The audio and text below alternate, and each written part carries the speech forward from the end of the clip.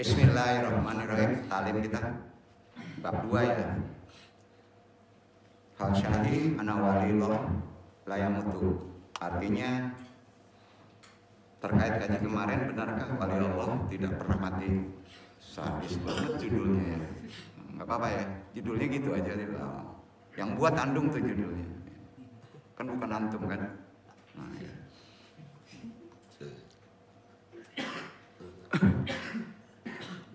Jazakumullah khairan katsiran. Alhamdulillahirabbil alamin, la ilahil ma'bud wassalatu wassalamu li ayasil hayati wujud wa ashabil ajam milikul mawjud. Salatan tutafil qulubina iman wa biha biyunal Qur'an wa biha biyunal Qur'an wa biha biyunal Qur'an.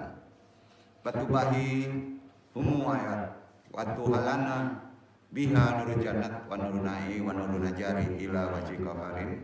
Subhanaka ilmalana ilama alam tanah innaka antal alimul hakim. Rabbi sholli sadri wa yassir amri wahlul 'uqdatam min lisani yafqahu qawli. Ya Allah, ya Rabb, lapangkanlah untukku dadaku, mudahkanlah untukku urusanku, uraikanlah simpul pengikat lisanku, pentalim maupun yang ditaklimi, agar mereka bisa memahami taklim ini dan Allah meridhoinya. Amin amin ya rabbal alamin.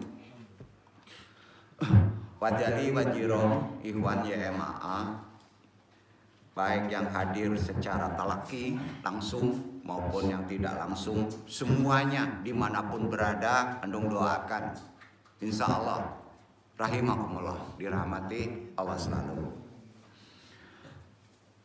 Begitu juga kita hargai ulama anal kuroma, ada wa masyayikh anal aiza, ada wabi muqaddimah murabi hadal mahad Asyatid Al-Fattah, guru kita Sohibil Qadillah Lamanu, semuanya dirahmati Allah. Wa ba'du, tetap kita sebelum talim kita bersyukur alhamdulillah masih bisa diberi waktu ya untuk bisa hadir ke tempat ini. Allah yang memperjalankan. Al-Fakir yang bodoh ini tajuk yang akan kita bahas malam ini. Kita dasari dahulu pemahaman ke bab, sudah 2 bab, dari bab 5 dan bab 6, perkara kajian yang agak sulit nanti. Ailajul maradil aqli min manjuril Qur'ani, terapi penyakit jiwa perspektif Al-Qur'an. Kita dasari dulu kan ini. Jadi karena kajian ini terkait kewalian, ya, bukan wali nagari bro, gimana nih? Wali Allah, ya. Wali nagari pula, wali nikah bukan? Jomblo ini pikirannya ke wali nikah. Wali Allah, bukan wali nagari, bukan wali nikah. Wali itu tingkat tertinggi manusia dalam mendekat kepada Allah. Itu dia. Nah, kita pahami ciri-ciri seorang wali Allah dulu ya. Ciri-cirinya gini, wali Allah itu ya. 1, manusia. Iya. Nggak mungkin jin, nggak mungkin si yampa, bangok. Ya. Bernapas. 2, muslim. 3, ada yang ngerokok, ada yang enggak. Gimana nih ngajinya? Takutnya nanti pemahaman wali ini nggak johir gitu. Cuman derajat wali yang dikasih wali sendiri nggak tahu kadang kala dia wali. Sampai ya. Cuman dia bisa ngerem, selalu taat, menjauhi maksiat. Jadi wali itu boleh dicita-citakan oleh kita. Hei ikhwan iwan, nawa itu awa apo. Ambo ingin dapet istri soleha, cantik, kayu. Barang langka tuh pak, barang langka pak. Jadi paling mudah ambo nih jadi wali Allah. Wah, itu paling rancak, betul kan? Karena kita kok khalifah. Takut bener sih kalau jadi wali. Dia awal nggak pernah niat jadi wali, nggak sampai. Wali nagari dikajak-kajak, ujungnya kepeng. Wali DPR nyukajak-kajak, ujungnya korupsi. Nah, kacau nagari itu mah. Wali Allah nanti cari, betul nggak? Itu udah ada cita-cita roba. Beres kalau jadi wali Allah. Sadonya datang. Ya. Kita pahami ya ciri-ciri wali adalah sebagai berikut. Ini benar nih. Udah jelas manusia ya. Ya. Kemarin kan Andung singgung. Apakah seorang wali kalau sudah mati dia tidak bisa memberikan manfaat terhadap orang yang masih hidup? Jawabannya tidak. Kemarin kajinya ayatnya ada. Ya.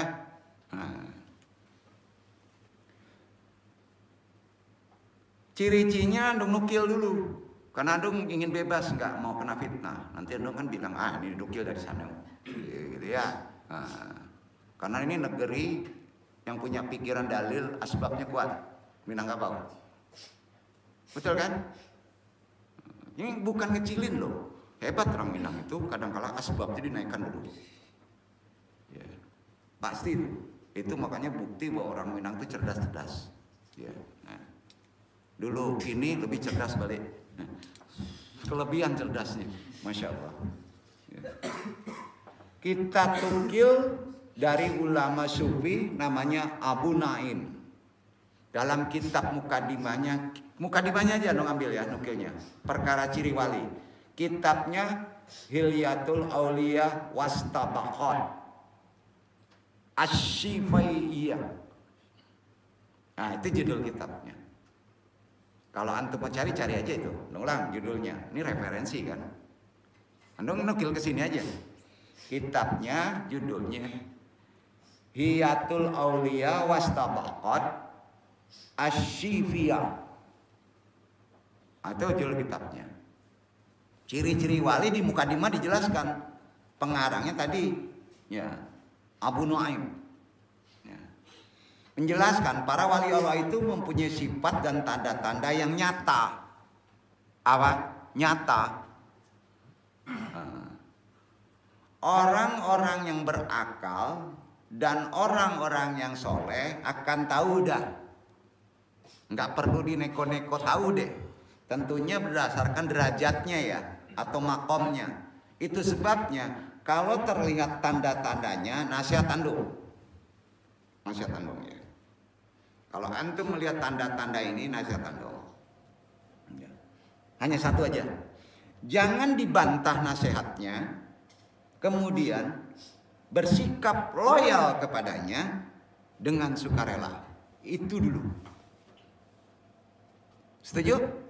Itu dulu. Karena kita belum mampu. Itu lambat-lambat nanti paham.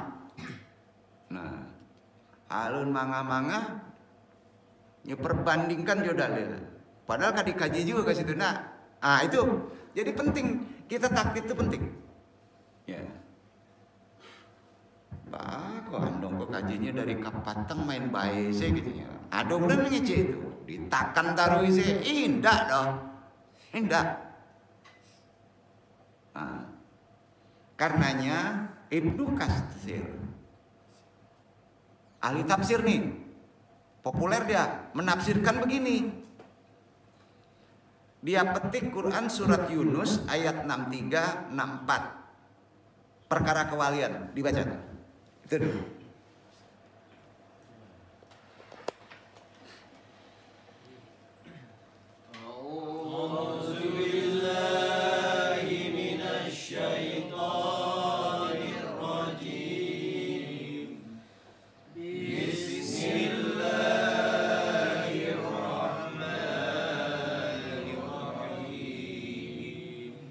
Ayat 63 langsung 164 diawali alladzina amanu.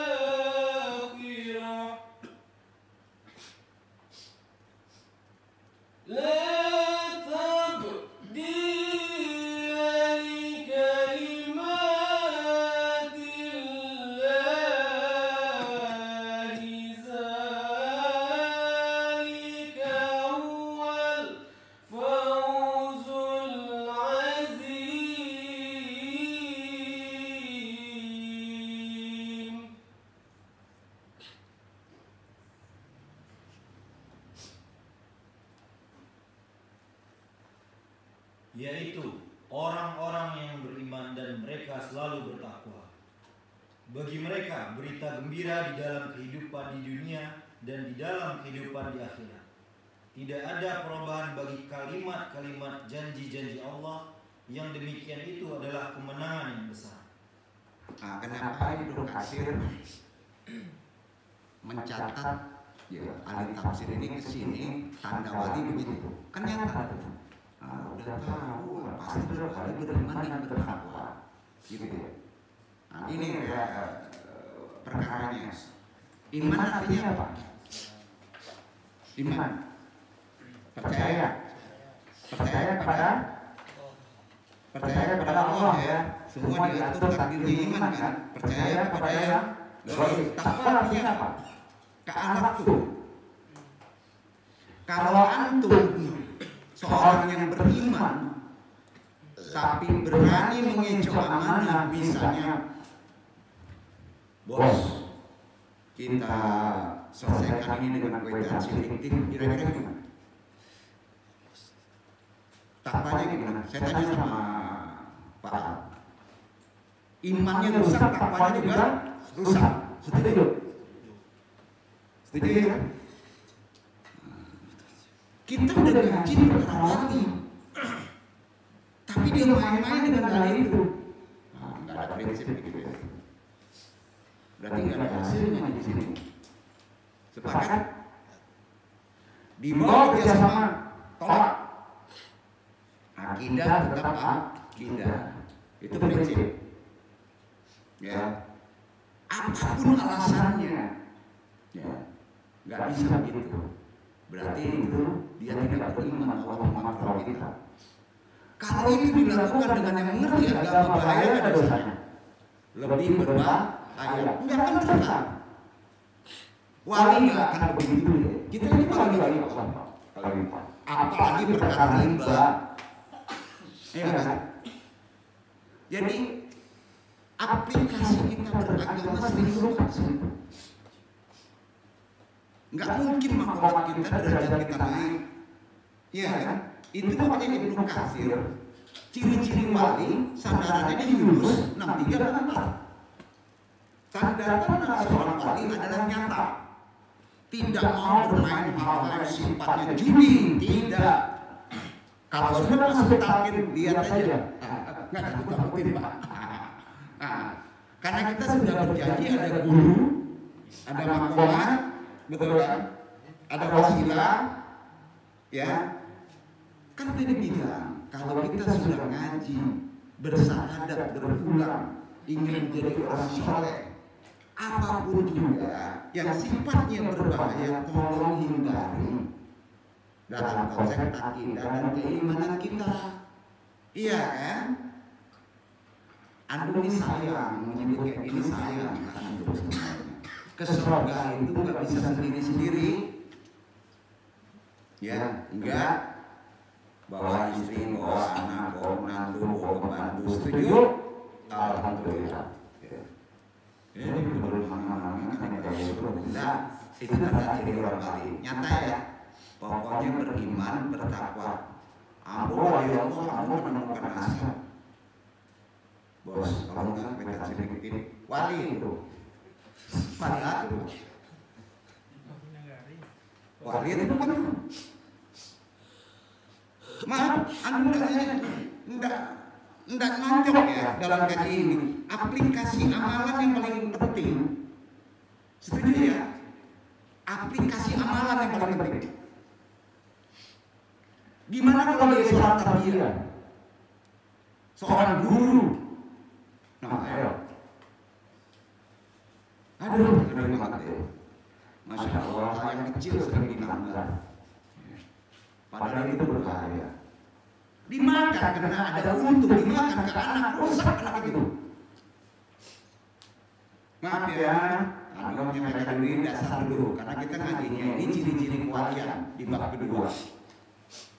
Jadi udah jelas, orang-orang yang beriman, orang-orang yang bertakwa kan harus didalami itu ciri-ciri wali. Nah memang ini untuk kita sering dianggap iman dan takwa itu biasa aja, ya bukan. Tolong pahami secara serius. Dan sekali lagi di sana disebutkan di ayat 4-nya tidak ada perubahan bagi janji Allah. Kalau antum serius beriman dan bertakwa, hidupnya tidak pernah kaget, baik di dunia akhirat, nggak pernah kaget, benar. Terancam minta kepada Allah makbul, nggak minta pun makbul, ya betul kan? Yang penting kan yang dicari tenang, betul. Alhamdulillah. Ya. Itulah hidup dengan kemenangan keuntungan yang paling besar. Itu tanda wali dengan derajat manfaatnya. Jangan terlalu aneh-aneh menjadi wali. Makanya kalau dia ada cita-cita, jangan cita-cita yang kecil. Cita-cita saya ya Allah ingin jadi walimu, boleh, bagus. Karena potensi itu ada pada kita. Ayo. Jadi jelas berdasarkan ayat Yunus surat 63-64, para wali Allah adalah mereka yang beriman dan selalu bertakwa. Gampang ya? Ya. Kelak mereka pada hari kiamat tak akan dihinggapi kegundahan. Dunia aja nggak ada kegundahan, tidak mudah terkejut, tidak mudah kaget. Hati mereka yang selalu tentram, baik di dunia maupun di akhirat. Itu tafsir dari Ibnu Katsir. Ya. Maka dari itu kriteria wali Allah bukanlah yang sebagaimana diyakini kalangan awam. Semisal kalau orang awam wali Allah itu menekankan pada aspek logika umum, ya kan? Sebut saja seumpama begini, kemampuan sholat di atas air, gitu kan? Ya, sudah itu bisa naik awan, kan ke sana. Ya, kalau ada orang kayak gitu, katanya bisa membaca pikiran orang dengan tepat atau melakukan kekuatan kesaktian kebal benda tajam maupun peluru. Hal seperti itu juga bisa dipertontonkan seorang dukun, seorang pesulap. Ya. Jadi kalaupun ada seorang wali begitu, itu hidayah. Dia tidak bisa memikirkan itu. Ya. Tukang sihir juga bisa kok. Ya. Ada di Musa. Ya, di ayat-ayatnya. Ya. Jadi kriteria wali Allah bukanlah yang sebagaimana diyakini kalangan secara awam. Semisal lebih menekankan pada aspek di luar logika umum, lil adat. Bukan. Ya. Bukan itu aja.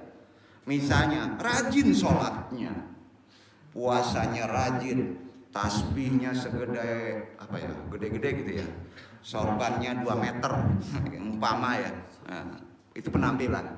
Nah, jenggotnya bisa 4 meter. Gimana jenggot 4 meter?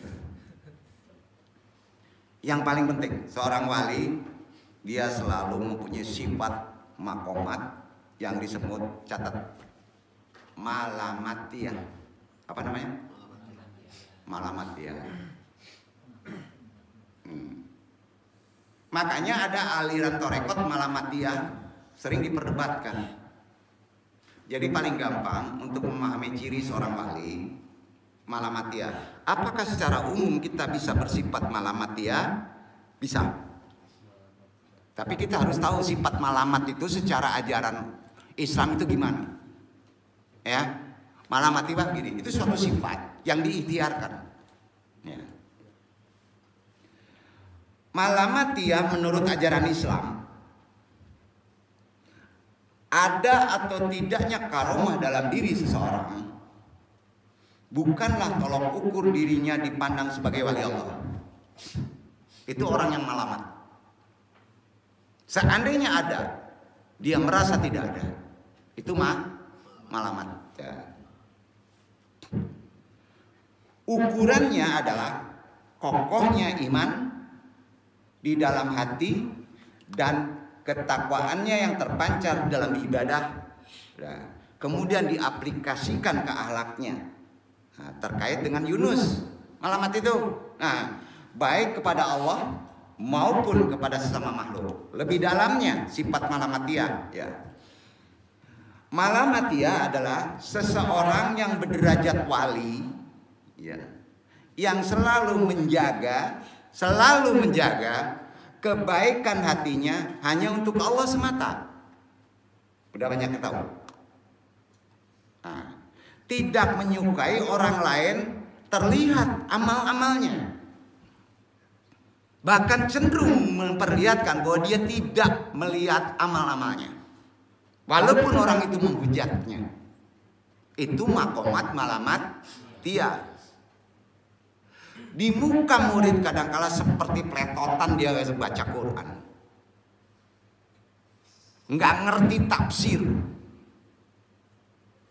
Itu orang banyak seperti itu. Ya, maksudnya ada. Ya. Apalagi terhadap murid-muridnya pun dia merendahkan diri, seolah-olah tidak mampu. Nah. Jadi tidak menyukai orang lain terlihat amal-amalnya terlihat. Kadangkala sholatnya ngumpet. Ya, betul. Itu yang disebut malamatiyah. Jadi malamatiyah secara bahasa artinya bersifat, bahasanya caci maki, kan nggak enak. Caci maki. Ya. Dalam tasawuf, malamatiyah adalah perilaku seorang sufi yang menyembunyikan kebaikannya dan yang tampak di mata awam adalah keburukannya. Ya. Sehingga menjadikan ia selalu menjadi sasaran celaan dan cemoohan orang lain. Duduk. Sanggup kayak gitu sih, Pak? Itu berat, Pak. Sedikit aja orang sekarang ya dinasehatin ingin tertutup aibnya kan. Malamatiyah itu nggak begitu. Ditutupi keahliannya. Saya jelek, tapi ingat, yang sifatnya menjelekkan badannya secara aib laku lampah itu oleh Nabi nggak boleh dibuka. Penandung kaji. Itu penandung kaji. Karena badan ini punya Allah. Ya. Jadi malamatiyah itu memang perlu tuntunan. Biasanya para wali punya begitu. Makanya para wali jangan begini. Jangan dulu dihujat. Kalau dia sembarangan aja orang tuh bajunya compang-camping, ngomongnya seenak perutnya, jangan-jangan dia wali Allah. Karena dalam kondisi melamatiyahkan dirinya. Sampai ya. Jadi akhirnya seorang malamatiyah itu lebih suka dicela daripada dipuji. Karena kalau dia dicela, dosanya habis, makomatnya naik, ilmunya bertambah. Itu prinsip spiritual. Gini batanyo, apa-apa adik-adik ya. Apakah akan jatuh kalau antum dicela? Apakah akan jatuh kalau seorang pentarbiyah, seorang guru dicela orang lain? Tidak. Tidak, demi Allah tidak. Itu ujian, apakah antum bisa berlama-lama dia atau tidak? Kadangkala orang yang menutupi dan mengakui walaupun dia tidak melakukan, iya saya yang salah, itu akan dimuliakan Allah. Banyak buktinya itu. Nah, aplikasi ke hal yang seperti itu ada sekarang. Berat ya. Lebih suka dicela daripada dipuji, dan lebih suka dihina daripada dibela. Tujuannya apa? Agar bisa mengkokohkan keikhlasannya di dalam hati dan terhindar dari hubul jah. Apa itu hubul jah? Cinta pangkat kehormatan dan takabur, kesombongan. Karena sombong adalah hak Allah. Nah, Syed Muhammad bin Abdul Karim Al-Kasnazan Al-Husain, beliau ini mursyid Thariqah Qadariyah dari tanah Irak, yang lahir 1358 Hijriah atau 1938 Masehi. Termasuk ulama modern dan masih eksis sekarang murid-muridnya. Beliau menjelaskan perkara kewalian harus ada malamatiyah yang istilahnya sudah ada pada sifatnya. Begini beliau berkata, al-malamatiyatu wa humal ladina lam yuzhar lima fi bawaitinihim at-taharuna ala bawahirihim mausanuatul kasnajan fil mastalaha ahlul tasawuf wal irfani lil Syed Muhammad bin al-Syekh Abdul Karimi Hasanajan al-Husaini isnan hada al-asyar. Artinya, al-malamatiyah adalah mereka yang lahiriahnya tidak terpengaruh dari ketinggian makom yang ada di batin mereka. Duduk, ngulang ya. Malamatiyah adalah mereka yang lahiriahnya, johirnya tidak terpengaruh dari ketinggian makom yang ada pada batin dirinya. Duduk ya. Nah, itu artinya malamatiyah. Ini jarang dibahas. Ternyata kemuliaan di sini adanya. Dan itu syarat tanda ciri seorang wali Allah. Bahasa mudanya khalifah. Kita ini khalifah. Jadi jangan dipersulit perkara-perkara wali Allah itu. Antum punya potensi jadi wali Allah. Karena dilahirkan kan? Masya Allah ya. Kalau hanya untuk jadi dosen, jadi S2 kecil bro. Udah niatnya jangan tanggung, ya Allah berilah saya sebagai walimu. Betul kan? Ya gimana nih? Betul. Alhamdulillah. Ya udah jelas arti malamatiyah. Itu ciri-cirinya. Jadi ini Mausu'ah al-Fazanazah bima astalal alaihi al-tasya'ub al-ilfan. Arti kata beliau ini seorang ahli tasawuf, juga ahli perkara-perkara ihsan ya. Guru dari mursyid dari Thariqah Qadariyah yang ada di Irak dan masih eksis sampai sekarang ya. Dan sandaran bukunya itu li Syed Muhammad bin al-Syekh Abdul Karimi Tasawufi wal Irfan. Silakan dilihat di bab 2 halaman 11. Itu referensinya yang disampaikan beliau, perkara ciri wali Allah harus malamatiyah. Yang pengertian malamatiyah adalah tadi sudah disebut, adalah mereka yang lahiriahnya tidak terpengaruh dari ketinggian makom yang batin yang ada pada mereka. Pakat ya? Jadi walaupun keberadaan wali malamatiyah, ciri wali malamatiyah sendiri masih diperdebatkan di kalangan ulama sufi sampai sekarang, ya. Tapi yang jelas malamatiyah sifat, ya, merupakan makom yang tinggi. Ini memang makom ini sulit dipahami karena istimewanya di karangan para wali. Ya. Sehingga dalam sejarah tasawuf sering disebutkan ada sekelompok ahli sesat, ahlul sesat nih, yang mendakwahkan diri sebagai wali malamatiyah. Jangan ketipu. Tapi tujuannya hanya untuk menutupi kesesatannya dan kemaksiatannya. Paham? Itu sulitnya melihat wali. Wah, ini wali Allah nih, tidur sembarangan, ya kan? Ngomong belepotan. Belum tentu itu wali Allah. Jangan-jangan wali setan, karena dia menutupinya dengan malamatiyah. Paham? Ya, tanyakan ahlinya. Nanti kita deketin, tidurnya ditungguin, makannya dikasih, dijikirin media. Ketularan antum setannya nanti tuh. Gitu. Ya. Jadi maka dalam hal ini Al-Imam Syuhrawardi, ahli tasawuf, ya, seorang sufi, ya, memberikan penjelasan begini.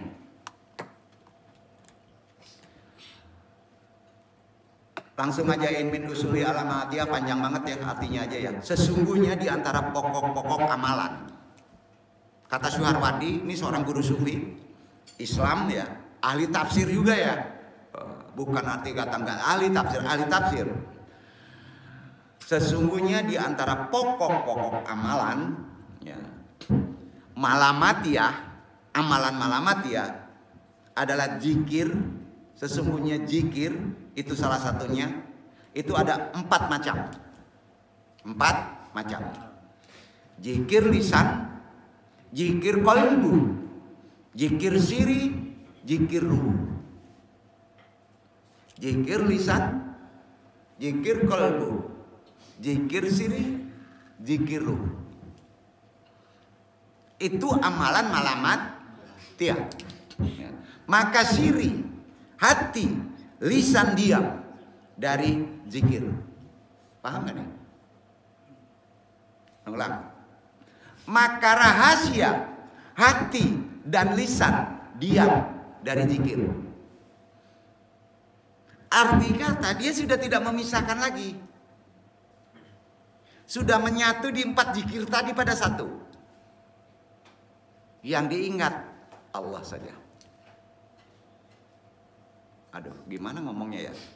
Ulang. Ini menurut Syuhrawardi ya. Tapi antum paham kok pengertiannya gini. Sesungguhnya di antara pokok amalan malamatiyah, zikir itu harus dibagi 4 tapi disatukan. Zikir lisan, zikir qalbi, zikir siri, zikir ruh. Jika ruh sudah berzikir, maka siri, hati, lisan diam. Paham? Maka hati diam, lisan diam, ya, rahasia diam, karena ruh berzikir. Itu maksudnya. Nah, penjelasan selanjutnya, inilah yang disebut zikir musyahadah. Apa namanya? Musyahadah. Ya. Jika siri sudah zikir, maka hati dan lisan diam dari zikir. Kalau rahasia ya sudah berzikir, rahasia di detak jantung sudah berzikir Allah, ya, maka hati dan lisan ya pasti diam. Ya. Inilah yang disebut zikir haibah namanya. Catat dulu, nanti menjelaskan satu-satu. Amalan para wali dalam konsep zikir musyahadah. Ya. Itulah zikir haibah. Jadi gini, ada zikir musyahadah, ada zikir haibah secara lebih detail dan perlu jelaskan dan langsung kita amalkan. Jadi antum bisa mendengar detak jantung antum dengan zikir. Walaupun pikiran antum tidak berproses. Paham gak nih? Naik mobil kalau antum misalnya bawa, tetap pikiran bekerja fokus pada lahiriah. Mata melihat jalan, tapi jantung hati antum Allah, Allah, Allah. Sudah sampai begitu belum? Itu ada amalannya. Ada riadonya, berarti antum sudah melakukan zikir para wali. Kebayang? Kita harus tahu 4 tahapan zikir. Zikir ruh, zikir siri, zikir lisan, zikir qalbu. Nah, kita baru mengamalkan 2 zikir. Zikir lisan dan zikir qalbu. Zikir lisan baru naik membersihkan pikiran. Zikir hati baru membersihkan qalbu. Sepakat? Semua orang-orang torekot tahu hal ini. Ya, bahwa pada lapisan tubuh ada yang perlu dipahami. Rahasia lub, qalbu hati, pikiran. Kalau itu udah beres, maka antum paham pengertian ruh. Dan itu tidak bisa dijaharkan. Karena konsep kalau ruh antum sudah berzikir, maka yang 3 tadi tidak akan berbicara. Masa ada ulama ngablak aja ngomong ruh? Betul kan? Nggak bisa gitu. Itu memang wilayahnya sudah mesti dituntun. Ya. Dan jika hati sudah berzikir, maka lisan berhenti dari zikir. Inilah yang disebut zikir anugerah. 3. Zikir anugerah, zikir haibah, zikir mukasyafah. Ini kalau ingin jelas perkara ini ada kitabnya. Nama kitabnya Awariful Ma'arif judulnya. Karangannya Surawardi. Bab yang paling jelas yang dipokokkan tadi bab 1 halaman 64. Ikhwan semua nggak usah khawatir. Bukunya ada di sini. Kalau ingin bukti, ya, kalau antum nyari sendiri mau ke Baghdad, ke Irak, udah referensinya susah, nyarinya susah, bukunya Arabnya aneh, cutnya beda dengan umum, repot nggak? Ya, udah lama lagi. Ya, karena budaya tulis menulis dari zaman Belanda itu tidak dilakukan oleh para wali. Makanya nggak ada bukunya, ya, tidak terarsipkan gitu maksudnya. Itu dia tasawuf. Jadi siapakah wali malamatiyah itu yang ada sekarang? Jawabnya wallahu a'lam bishawab. Kan gitu. Rashid Ridha pernah dengar? Ulama modernis menerangkan seorang muslim hendaklah tidak buru-buru meyakini seseorang yang telah wafat otomatis berstatus sebagai wali Allah. Alhamdulillah, Abah Anum wali Allah. Alhamdulillah, kita doakan ini wali Allah. Nggak bisa begitu. Kalau udah sampai titik kewalian nggak boleh ngomong dia wali Allah. Nggak boleh. Ya. Walaupun dia sudah almarhum, dikenal baik sepanjang hayatnya, kelihatan amalannya. Sebab nasib setiap insan tak ada yang dapat memastikan. Ya. Setuju nggak? Apa sebab? Itu suatu perkara goib, kewalian itu yang hanya Allah yang maha mengetahui. Apabila kita hidup di akhir zaman sekarang, sesudah Rasulullah SAW, tak ada lagi seorang pun manusia yang maksum. Ini penting. Nggak ada. Jadi itu perkara gaib. Oh, dia mati, Masya Allah, dia kelihatan ada cahaya, orang soleh. Ya, wallahu alam. Saya, adik-adik, wallahu alam. Doakan saja. Kita tidak tahu, itu malah matiak. Predikat waliullah memang tinggi.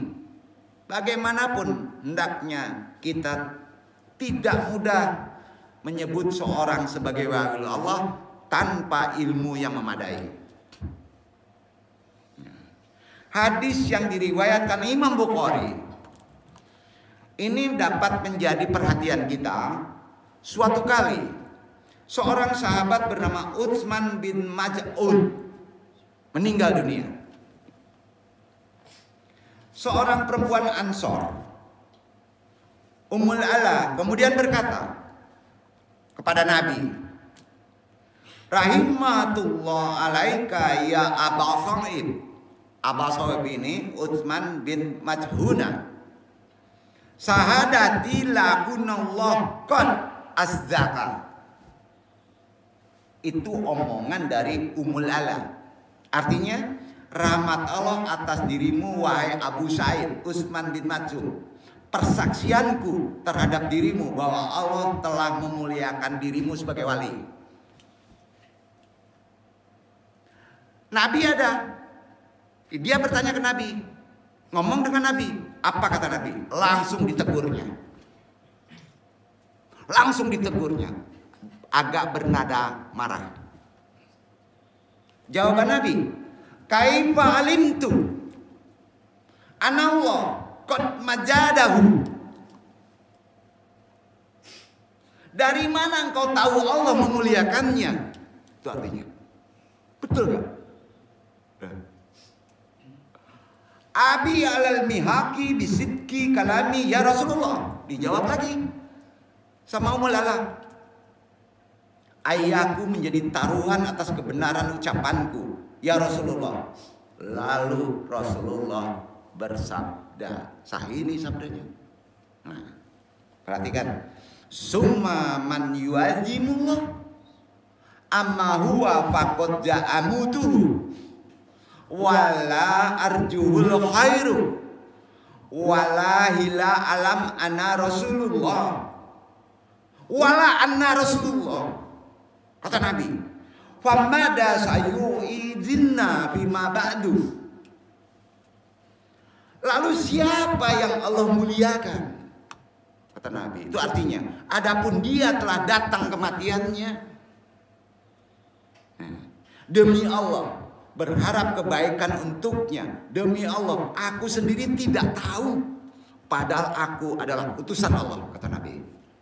Nabi juga nggak berani ngomong dia matinya mati husnul khotimah. Nggak berani Nabi ngomong gitu. Zaman sekarang mudah banget Allah. Iya, dia matinya husnul khotimah.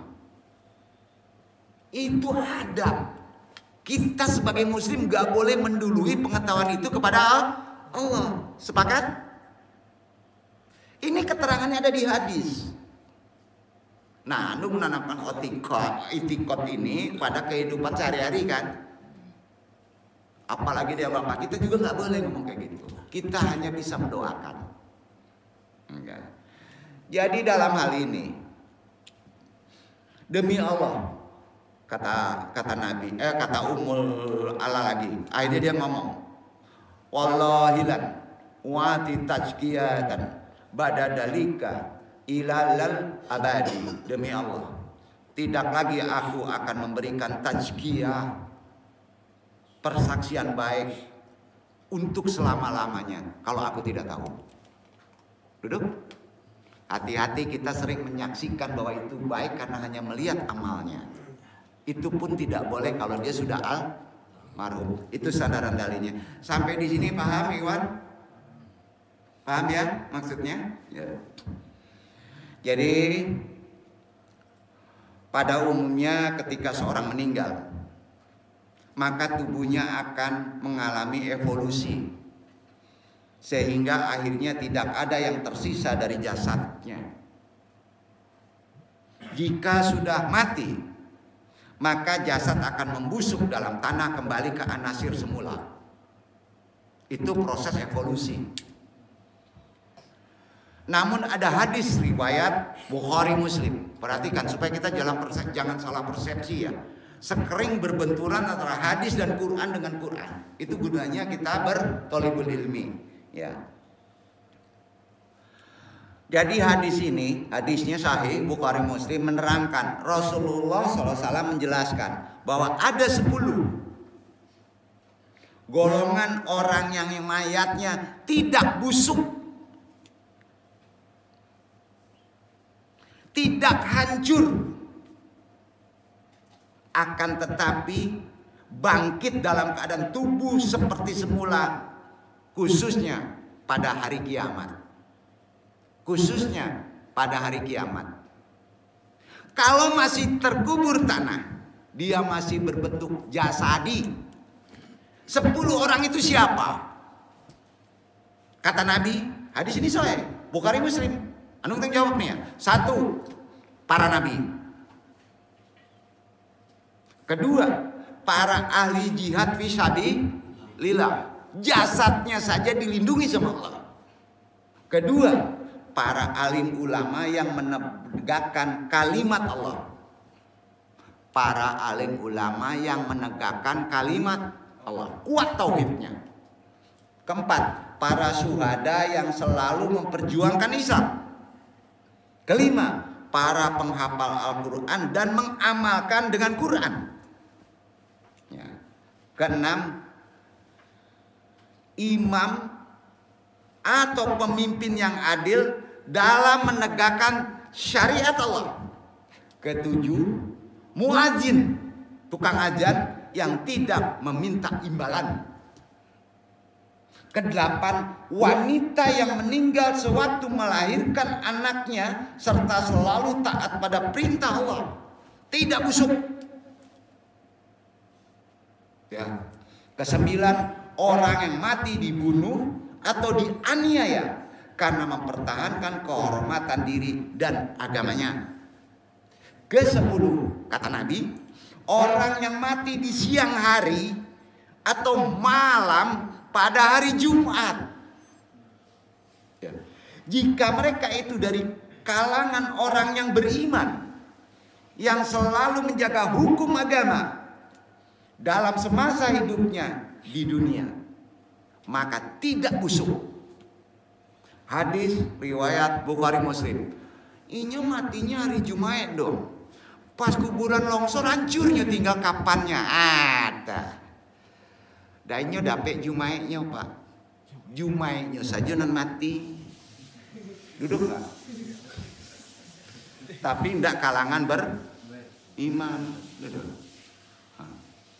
Ini yang mati meninggal pada situ waktu melahirkan, tapi tidak taat. Sampai Pak. Kan ada kuburan tuh longsor masih dua hidup jasadnya utuh, masih dilindungi. Itu ada adabnya, cara penguburannya. Gimana caranya? Mandiin lagi. Banyak nggak tahu. Yang duduk pernah ngamalin itu.